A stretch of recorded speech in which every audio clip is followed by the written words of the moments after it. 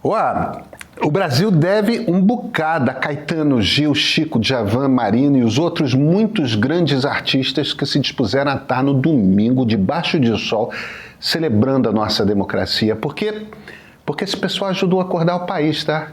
Vamos comparar os números do monitor do debate político do SEBRAP e USP em parceria com a ONG More in Common? No último 7 de setembro, os bolsonaristas puseram uma das suas maiores manifestações nas ruas do país.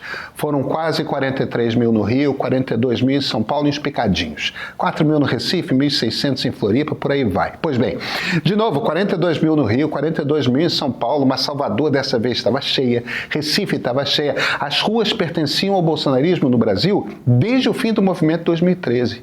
Nenhum líder político, nem na esquerda nem no centro, conseguiu mobilizar pessoas.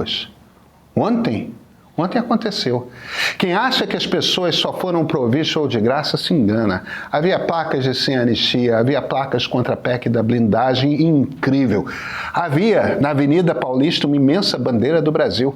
Esse foi possivelmente o maior erro do bolsonarismo. Eles haviam sequestrado a camisa da seleção e a bandeira nacional. Aí abriram mão, puseram na Paulista uma imensa bandeira de outro país. Além disso, artistas em grandes manifestações sempre existiram. Nas diretas já, essa mesma turma estava lá. Inúmeros sertanejos apareceram nos palanques bolsonaristas. Aliás, os Beatles escreveram Come Together como jingle da campanha de Timothy Leary ao governo da Califórnia. Bem, Ronald Reagan ganhou aquela eleição, mas essa é outra história. De alguma forma, não exatamente um ministério, esse movimento político que começou com a Lava Jato contra a corrupção desagou nisso aqui, um movimento para garantir a imputabilidade de políticos e militares. Porque é isso, né? Tentou golpe militar, anistia, está perdoado. É presidente de partido, é deputado federal, senador, é deputado estadual, pode ser pedófilo, pode matar gente com serra elétrica, pode bater na própria mulher. Todos os crimes que parlamentares brasileiros já cometeram, tá? Deixa eu registrar isso aqui de forma clara. Nelson Naim, irmão do ex-governador do Rio, Antony Garotinho, do PSD, condenado em 2016 por estupro de vulnerável e exploração sexual de adolescentes. Sim, ele prostituía meninas. Foi deputado federal enquanto respondia à justiça.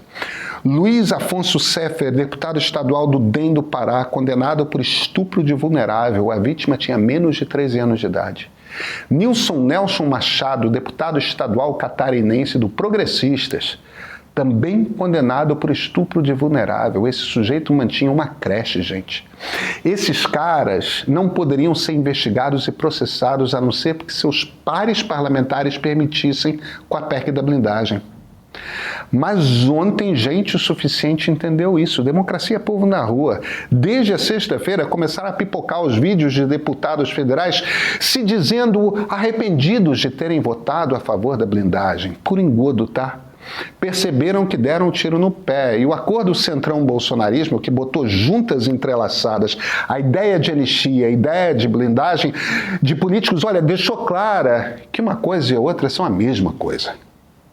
Agora não se enganem, tá? O que Paulinho da Força e Michel Temer estão tentando vender é anistia por outro nome. Então vem comigo, eu sou Pedro Doria, editor do Meio. Existe uma ideia, uma única ideia força que nos motiva aqui no Meio. Democracia. Uma democracia que nasce das conversas e acordos entre centro-esquerda e centro-direita. Uma democracia em que o convívio entre gente moderada que discorda seja possível. Uma democracia para brasileiros na qual brasileiros com pontos de vista distintos convivam, façam festa, se apaixonem. Uma na qual podemos voltar a compreender que divergências políticas são normais. E o que precisamos fazer com elas é conversar. O Meio é esse espaço para conversa que não está acontecendo. Democracia é povo na rua e democracia é estímulo à conversa. Invista nisso, porque é um ato de cidadania. Assina o Meio. E esse é o ponto de partida.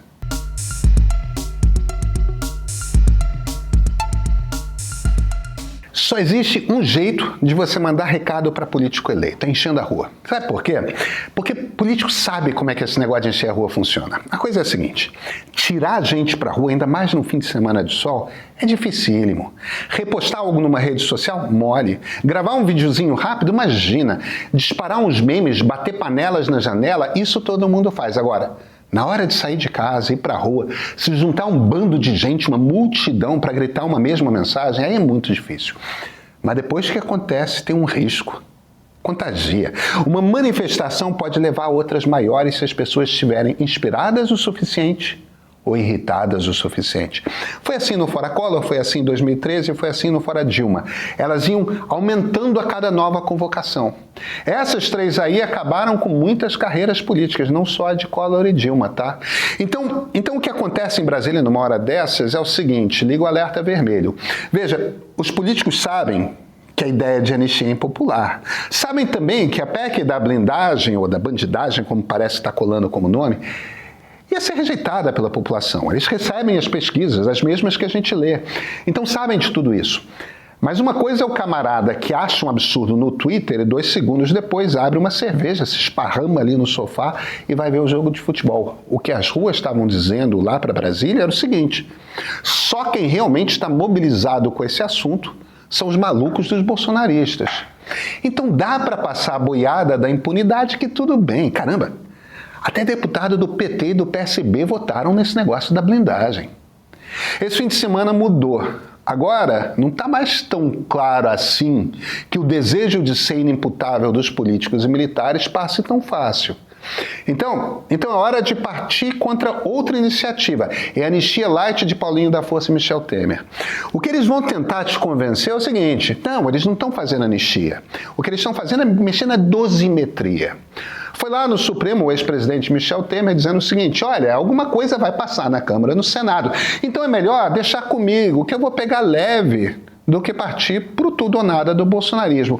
E como, diferentemente de boa parte dos líderes bolsonaristas, Temer sabe transitar nesses espaços todos, ele também sabe fazer.